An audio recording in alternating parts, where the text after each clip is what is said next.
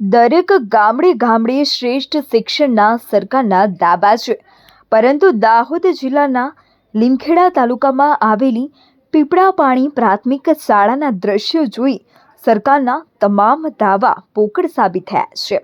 1 થી 8 ધોરણની શાળામાં 150 ઉપરાંત બાળકો અભ્યાસ કરી રહ્યા છે, પરંતુ શાળાના જૂના ઓરડા જર્જરિત થતા નવા 6 ઓરડા મંજૂર કરી જૂના ઓરડા તોડી નાખવામાં આવ્યા અને નવા ઓરડા માટે ખાતમુહૂર્ત થયાને 2 મહિના થયા છતાં હજુ સુધી કામ નથી કરાયું।